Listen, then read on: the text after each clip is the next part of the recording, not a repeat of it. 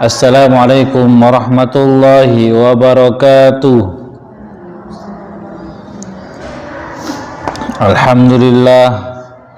Alhamdulillahi rabbil alamin. Assalatu wassalamu ala asyrafil anbiya'i wal mursalin sayyidina Muhammadin wa ala alihi wa ashabihi ajma'in, amma ba'd. Rabbi syrah li sadri wa yassir li amri wahlul 'uqdatam min lisani yafqahu qawli.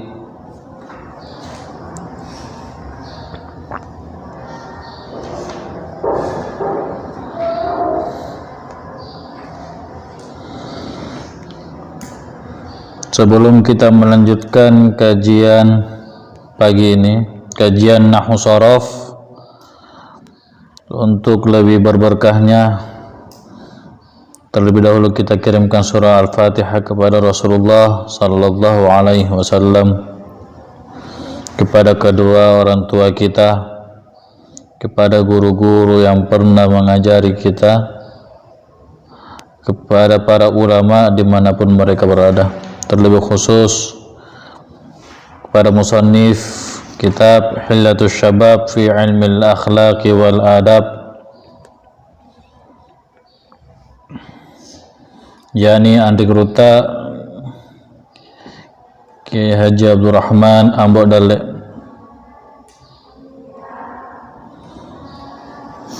Al-Fatihah.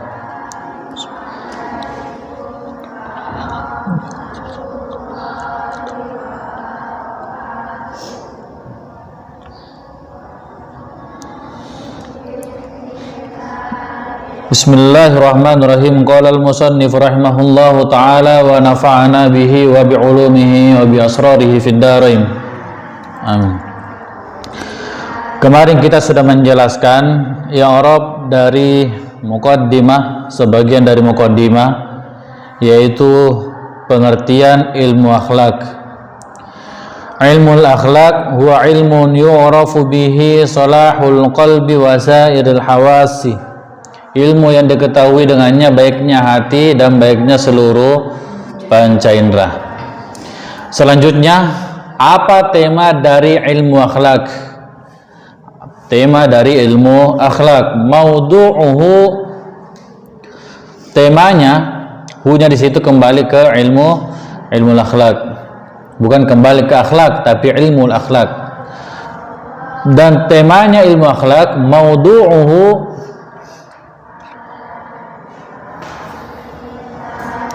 hiyal akhlaku, adalah akhlak.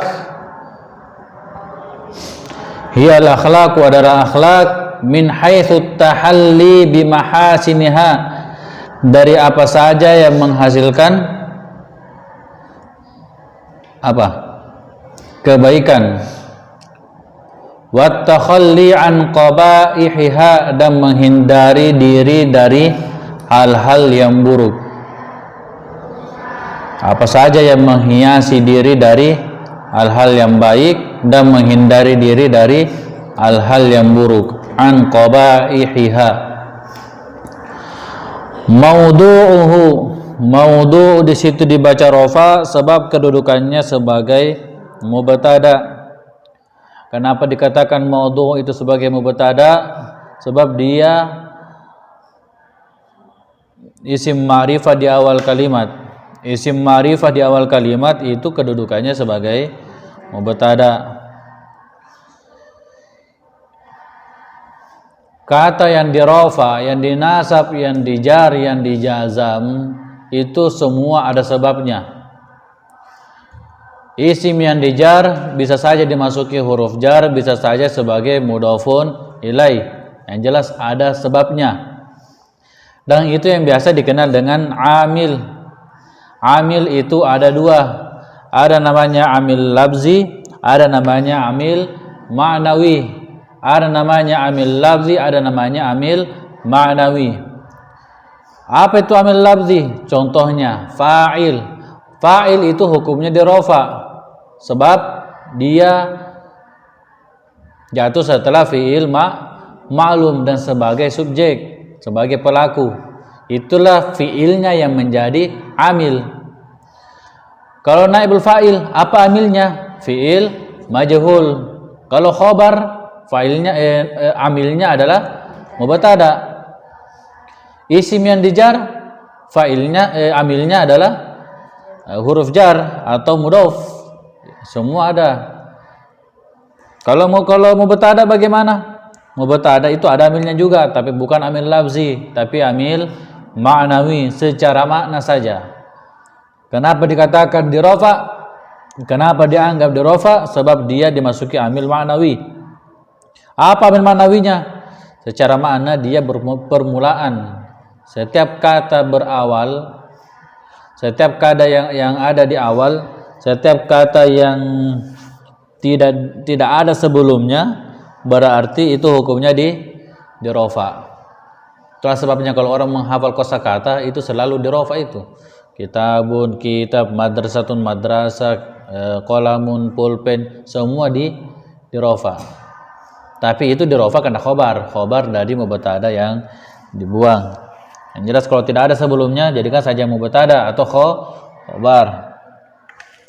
Dari sebelumnya mubtada dari khobar dari mubtada yang dibuang, atau menjadi mubtada asalkan dia sebagai subjek dan ada mutimul faedah setelahnya yang menjelaskan. Maudu'uhu, temanya. Maudu'u di situ karena dia sandar kepada hu, berarti hu-nya kedudukannya sebagai mudhafun ilaih. Mudhafun ilaih hukumnya dijar. Tanda jarnya di sini tidak ada sebab al-ha'u itu termasuk isim mabani, isim dhamir. Ismud dhamir mabniun ala dhammati fi mahalli jarrin mudhafun ilaih. Hiyal akhlaku, hiya ada dhamir rafa munfasil yang jatuh setelah mubtada.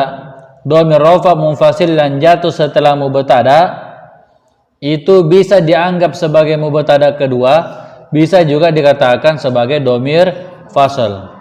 Dikatakan dhamiru faslin, dikatakan dhamir fasal berarti satu itu dianggap sebagai huruf. Kalau dianggap sebagai huruf, sekalipun dhamir ya, dianggap sebagai huruf berarti tidak ada mahalnya, tidak dirofa, tidak dinasab, tidak dijar.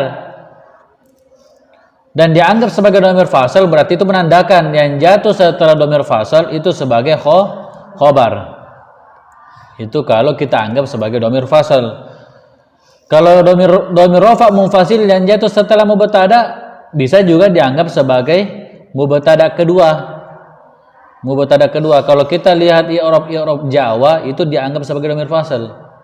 Tapi kalau kita lihat i'rab al-kalamu wal lafzu atau yang kita pakai selama di sini di biasa Bugis Makassar itu dhamir rafa munfasil yang jatuh setelah mubtada itu dianggap sebagai mubtada kedua.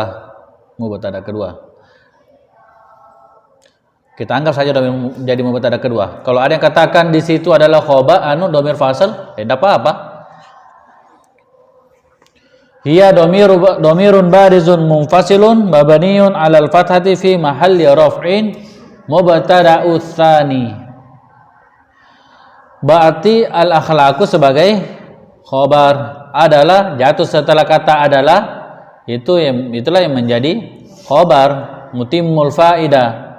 Khobar itu adalah isim yang dibaca rofa sebagai mutimul faidah, penyempurna faedah dari mubtada. Temanya apa? Temanya adalah berarti jatuh setelah kata adalah, itulah jadi khobar. Kalau khobar kenapa? Khobar hukumnya di rofa. Kalau di rofa bisa saja dibaca al-akhlaku, sebab tanda rofa itu adalah dhammah, tergantung dari lapasnya apa. Karena al-akhlaku di sini sebagai jamak taksir dirofa dengan dhammah, dinasab dengan fathah, dijar dengan kasrah. Karena al-akhlaku di sini dirofa berarti dirofa dengan dhammah. Itulah sebabnya dibaca hiyal akhlaku, bukan hiyal akhlaki, bukan hiyal akhlaqo. Maudu'uhu hiyal akhlaku, temanya ilmu akhlak adalah akhlak Hiyal akhlaqu di situ mubtada dan khobarnya menjadi khobar. Mubtada kedua dan khobar menjadi khobarnya maudu'u. Hiya dhamirun barizun munfasilun mabniyun ala al-fathati fi mahalli raf'in mubtada'u tsani. Al-akhlaqu khabarun minal mubtada'i tsani marfu'un wa alamatu raf'ihi ad-dhammatu dhahiratu fi akhirih li'annahu jam'ut taksir. Wal jumlatu minal mubtada wal khabar, atau bisa dikatakan wal jumlatul ismiyah minal mubtada wal khabar, atau min hiyal akhlaqu fi mahalli raf'in khabarum minal mubtada'il awal.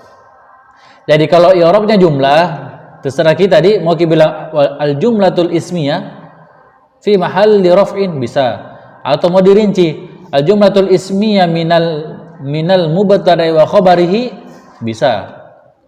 Karena i'rab itu sebenarnya menjelaskan pakai bahasa Arab. Jadi kalau orang mau belajar nahwu cukup i'rab saja. Kalau mau belajar nahwu pakai bahasa Arab cukup i'rab saja. Di i'rab semuanya.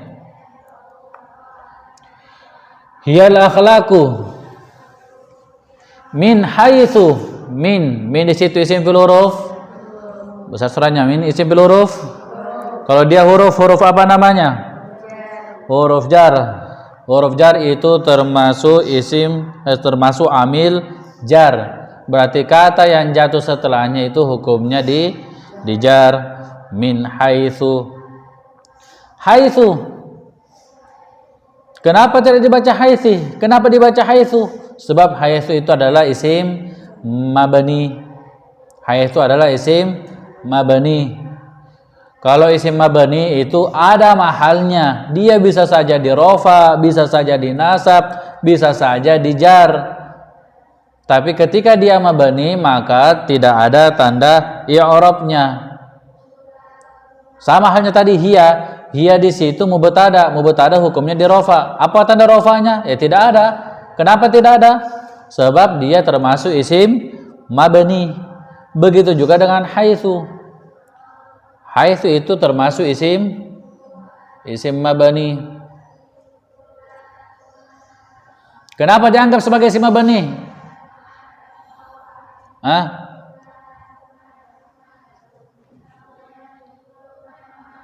Kenapa dianggap sebagai isim mabni?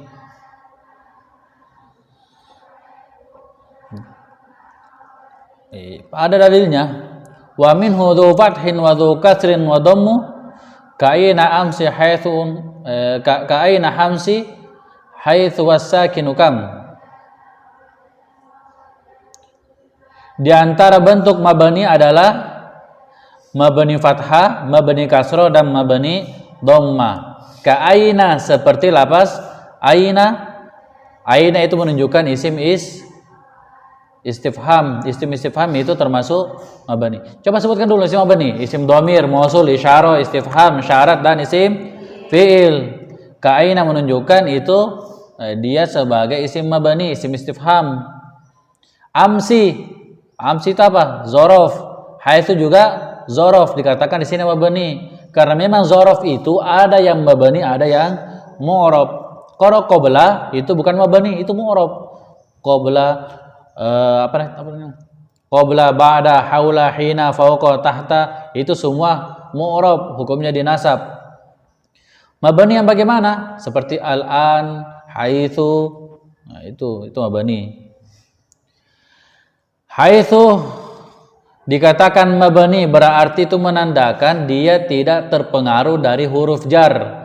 Min haitsu, tidak dibaca min haitsi.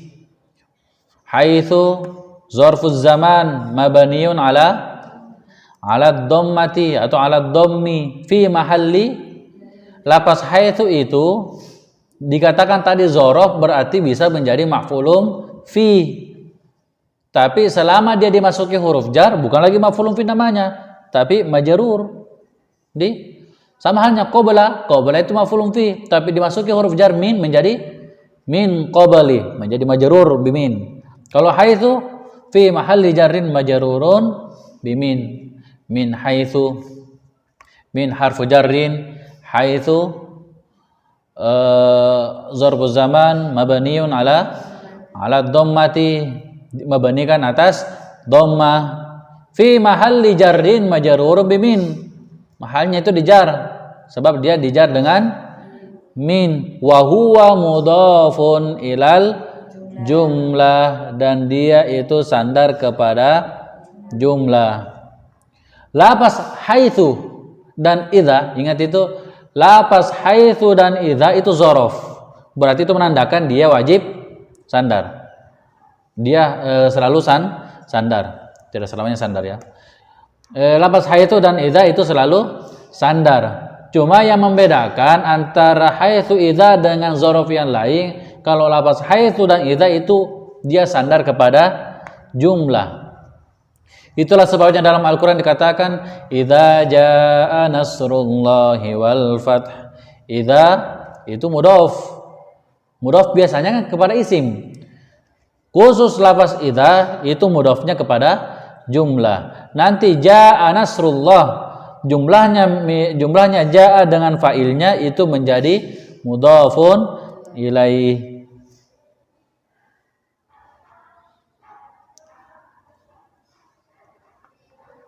Wa min haitsu kharajta fawalli wajhaka syatral masjidil haram.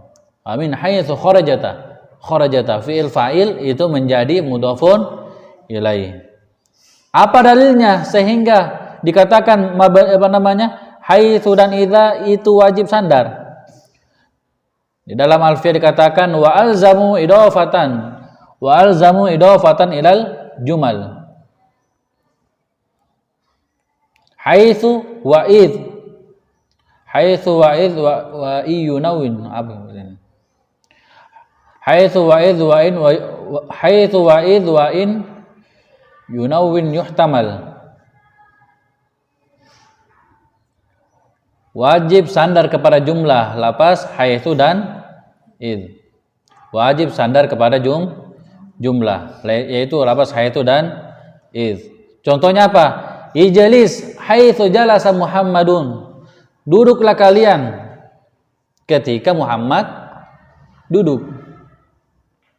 Berarti ijlis fi'il fa'il, haitsu maf'ulun fi, haitsu dzarfu zaman mabniun 'ala dhammi fi mahalli nasbin maf'ulun fi wa huwa mudhafun ilal jumlah. Jalasa fi'il, Muhammadun fa'il, wal jumlatu minal fi'li wal fa'il fi mahalli jarrin mudhafun ilai. Begitu. Berarti min haitsu tahalli. At-tahalli di sini apa? Apakah sebagai mudhafun ilai atau sebagai mubtada? Isim yang jatuh setelah haitsu itu mubtada. Bisa saja khabar, tergantung dari kalimatnya. Isim yang jatuh fi'il yang jatuh setelah haitsu, fi'il yang jatuh setelah haitsu itu adalah fi'il. Nanti jumlahnya yang menjadi mudhafun ilaih. Jangan dikatakan idza jaa. Oh, idza itu dzaraf, berarti jaa itu mudhafun ilaih. Tidak. Nanti jumlahnya menjadi mudhafun ilaih. Begitu. Min haitsu tahalli, cuma begini catatan. Ada ulama yang katakan haitsu itu bisa sandar langsung. Ada ulama katakan lafaz haitsu itu bisa mudhaf langsung kepada isim, bisa. Berarti yang jatuh setelahnya itu mudhafun ilaih. Tapi ini terdapat pada syair. Kalau ada makalah lain itu biasa itu di dalam syair. Jarang sekali.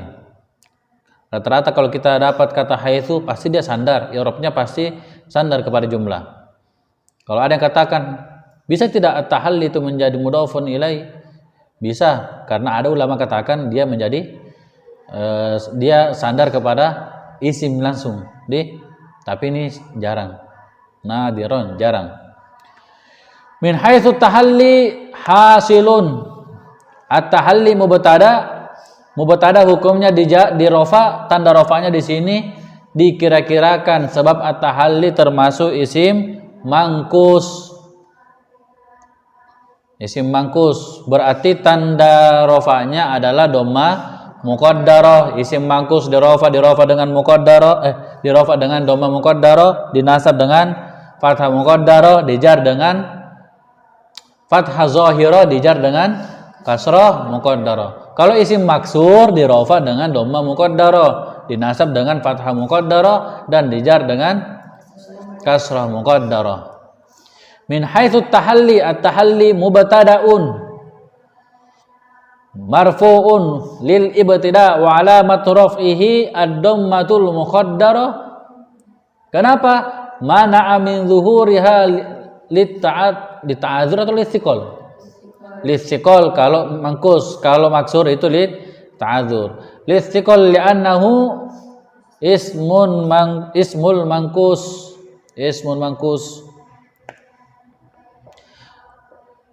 Khabaruhu mahzufun takdiruhu at-tahalli hasilun. Dan khabarnya itu dibuang, takdirnya adalah haitsu tahalli hasilun. Berarti khabarnya dibuang, hasilun. Bi mahasiniha, bi harfu jarrin, mahasini majrurun bil ba'i wa huwa mudhafun, alha isim yang sandar kepada isim yang bertemu langsung dengan dhamir, itu sudah pasti menjadi mudhafun ilai. Kalau fi'il yang sandar kepada isim dhamir, berarti itu menjadi maf'ulun bi. Ada namanya dhamir jar muttasil, ada namanya dhamir nasab muttasil. Sama-sama lapasnya. Hu huma hum ha huma hunna ka kuma kum ki kuma kunna. Hu ketika sebelumnya adalah fi'il, berarti hu-nya kedudukannya sebagai maf'ulun bih. Hu sebelumnya adalah isim, maka dhamir hu di situ sebagai mudhafun ilaih. Karena mahasini di sini isim, berarti hanya menjadi mudhafun ilaih. Bi mahasiniha. Mahasini ini termasuk mufrad, musanna atau jamak? Jamak. Kalau dia jamak apa namanya? Jamak taksir. Dia termasuk sighat muntahal jumu'. Sighat muntahal jumu' itu termasuk isim ghairu munsharif. Isim tidak boleh bertanwin, isim yang tidak bertanwin. Dan isim ghairu munsharif itu hukumnya ketika dijar dengan fathah. Tapi di sini dijar dengan kasrah. Kenapa bisa? Isim ghairu munsharif itu jatuh hukumnya tidak berfungsi i'rabnya sebagai ghairu munsharif ketika dia sandar atau beralif lam. Asalnya bimahasina dijar dengan fathah sebab ghairu munsharif, cuma dia sandar kepada ha, mudhaf kepada ha, berarti tanda i'rabnya diganti atau tidak berfungsi ghairu munsharif, tapi berfungsi sebagai jamak taksir. Jamak taksir dijar dengan kasrah. Bimahasiniha.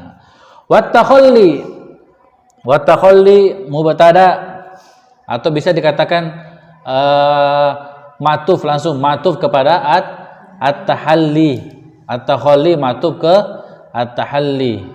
An qabaihiha, an harfu jarrin, min ila an ala fi rubbal bawal kaf wal lam. Qabaihi majrurun bi'an wa alamatu jarrihi al-kasratu adh-dhahiratu fi akhirih li'annahu jam'ut taksir wa huwa mudhafun. Ha dhamirun barizun muttasilun mabniun ala sukun fi mahalli jarrin mudhafun ilaih. Mawdu'uhu hiyal akhlaqu min haitsu tahalli bimahasiniha wa takhalli an qabaihiha. Temanya ilmu akhlak adalah akhlak budi pekerti dari apa saja yang menghiasi diri dari hal-hal yang baik dan menghindari diri hal-hal yang buruk. Kalau akhlak bagus itu bisa menjadi benteng untuk berbuat buruk.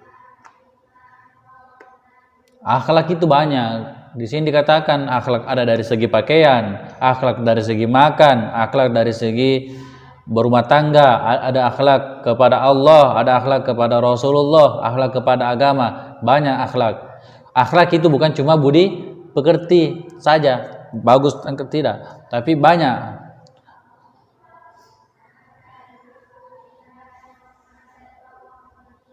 Kalau orang akhlaknya bagus, pakaiannya bagus, itu bisa menghindari orang dari berbuat buruk. Contoh, kalau ada orang pakai gamis, kemudian dia pergi di apa tempat-tempat itu di apa tempat-tempat di Makassar itu yang di biasa saya lewat itu, apa namanya itu? Yang di pinggir pantai, Nusantara. Di Nusantara. Coba pakai gamis pergi sana. Kira-kira mau tidak? Berani tidak? Tidak berani. Kenapa? Karena dia sudah terbentengi. Apa yang bentengi? Anunya akhlak pakaiannya. Mana mungkin orang pakai gamis pergi minum-minum. Orang pakai sarung pergi minum-minum, tidak mungkin. Tidak mungkin. Begitupun sebaliknya. Pasti malu orang kalau pakai celana, apalagi celana lepas, baju pendek, kemudian mengikuti acara-acara Islami. Jadi sebenarnya pakaian itu termasuk sesuatu yang membentengi orang berbuat jahat. Makanya ada orang katakan, percuma orang pakai jilbab kalau begini, toh? Mending tidak pakai jilbab, yang penting bagus akhlak, daripada pakai jilbab tapi tidak bagus akhlak. Itu perumpamaan yang salah. Jangan diperumpamakan dengan begitu. Karena beda porsinya pakai jilbab, beda porsinya akhlak. Beda hukum tentang jilbab, beda hukum tentang akhlak. Kalau pakai jilbab berarti satu kewajiban sudah terpenuhi. Akhlaknya bagaimana? Tergantung. Kalau ada orang bagus akhlaknya, oke, akhlak bagus, tapi ada satu yang belum terpenuhi, yang buat orang berdosa, yaitu tidak menutup aurat. Jadi tidak cocok itu perbandingan antara lebih baik tidak pakai jilbab, tidak menutup aurat, yang penting bagus akhlak, daripada menutup aurat kemudian tidak bagus akhlaknya. Itu perbandingan salah. Yang bagus, yang mau dibandingkan, ya bagus pakaian, bagus juga akhlak. Kalau selama ini akhlak belum bagus, setidaknya pakaian tak bagus. Kalau selama ini akhlak tak kepada seseorang itu belum bagus, setidaknya akhlak kepada diri sendiri itu bagus. Karena di sini sudah pelajari, ada akhlak kepada keluarga, ada akhlak kepada makanan, ada akhlak kepada minuman, ada akhlak kepada pakaian. Kalau tidak bisa perbaiki akhlak kepada orang lain, belum bisa sempurna, setidaknya akhlak kepada diri sendiri itu diperbaiki. Berawal dari situ. Itu. Karena kalau bagus akhlak kepada pakaian sudah bagus, bisa saja itu menimbulkan nanti rasa malu.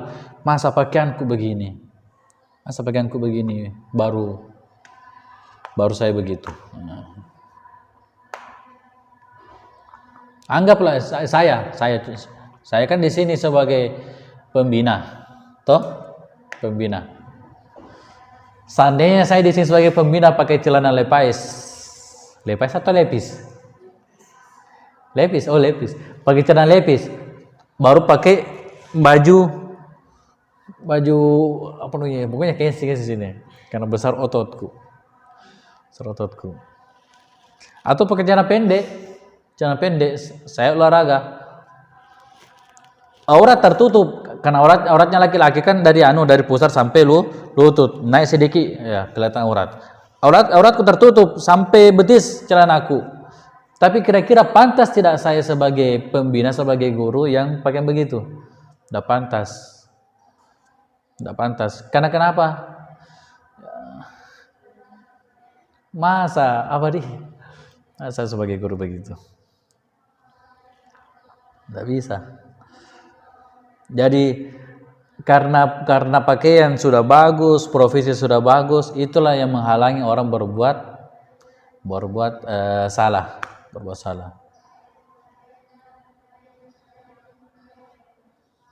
Jadi tidak usah menunggu hal-hal yang lain untuk memperbaiki diri sendiri. Perbaikilah dulu diri sendiri, baik dari segi pakaian, dari segi akhlak, dari segi tingkah laku. Perbaiki. Kalau persoalan tutur kata kepada orang lain, kalau misalnya belum bagus, setidaknya pada diri sendiri itu bagus. Insya Allah kedepannya berubah sendiri itu. Karena ada orang bagus pakaiannya, tapi luar biasa caranya bicara. Bicara besar sekali suaranya. Itu besar suaranya orang itu tergantung di mana mereka tinggal. Ada orang tinggal di wilayah pegunungan. Wilayah pegunungan itu orang biasanya kan tenang, berarti suaranya lembut-lembut. Ada orang gerek dulu. Kenapa? Karena dia tinggal di daerah ribut. Pokoknya di depan rumah itu mobil terus lewat. Pokoknya tidak ada henti-hentinya mobil lewat. Suara mobil ribut sekali. Belum itu lagi di atas lewat pesawat. Kalau di Makassar itu di bagian Sudan itu lewat selalu pesawat itu. Itu bikin ribut. Apalagi orang kalau tinggal di dekat perusahaan yang ribut sekali. Jadi jangan heran kalau ada orang besar suaranya, ada orang tidak. Besar suaranya orang bukan menandakan dia buruk akhlaknya. Tidak. Jadi tergantung dari kita bagaimana menyikapi seseorang.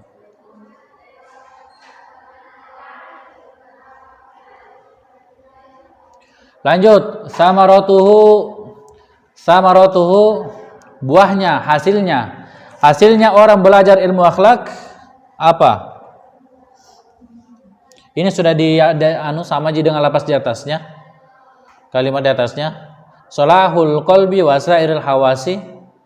Salahu di situ menjadi khobar, al-qalbi menjadi mudhafun ilaihi, wa sairi ma'tuf, al-hawasi mudhafun ilaihi. Fid dunya fi harfu jar, ad-dunya majrurun bi fi wal fawzu. Kamu saja tulis namaku situ nah. Wal fawzu bi 'alal maratib fil akhirati. Wal fauzu, kenapa dibaca fauzu? Matuf ke salahu.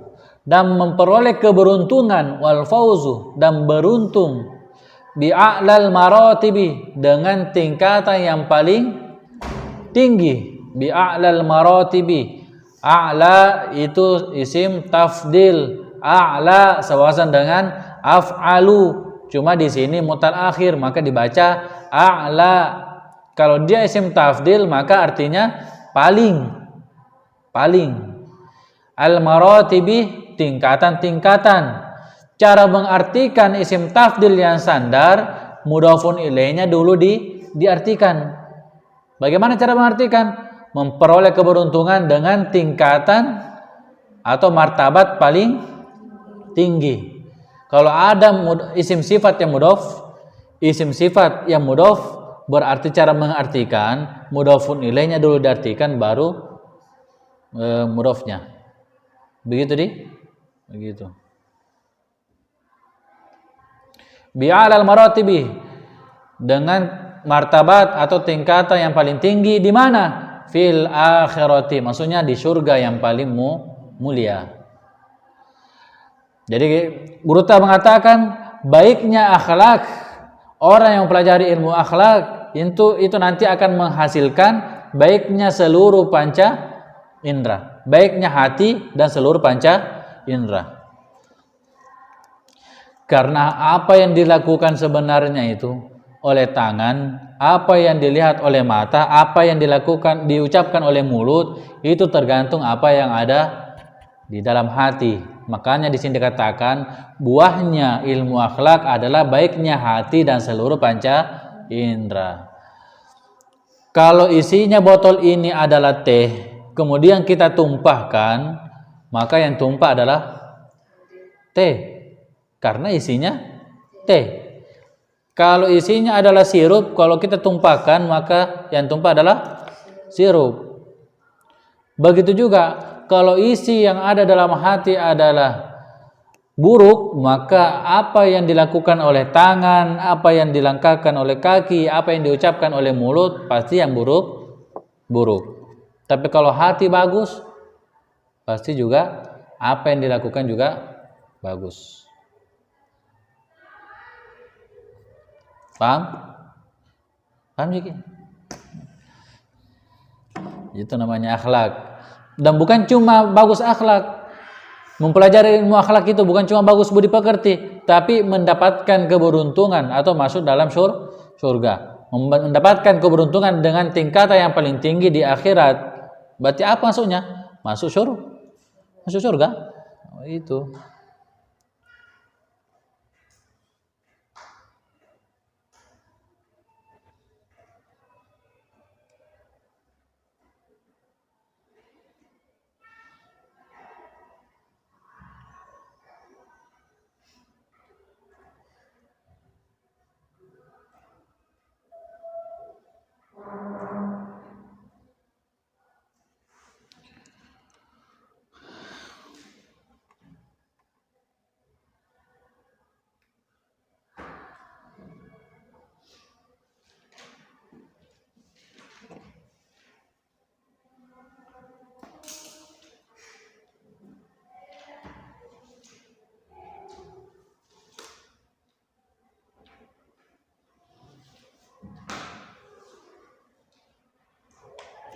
Di dalam hadis dikatakan, hadis ke-6 dalam kitab Arba'in, idza salahat salahal jasadu kulluhu wa idza fasadat fasadal jasadu kulluhu ala wa hiya al-qalbu.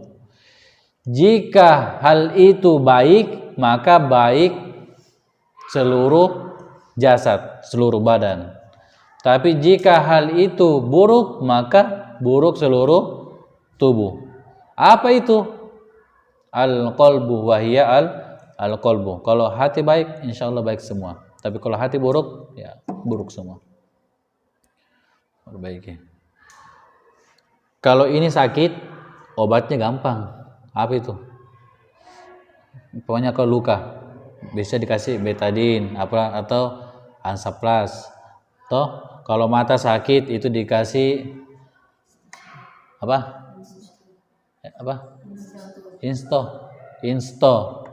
Kalau sariawan obatnya Adam Sari atau La Segar. Tapi kalau hati sakit obatnya apa? Kalau hatimu sakit obatnya apa? Zikrullah, berzikir kepada Allah. Saat juga obatnya itu hati. Perbanyak zikir kepada Allah. Wallahu a'lam bishawab. Ya. Sekian, assalamualaikum warahmatullahi wabarakatuh.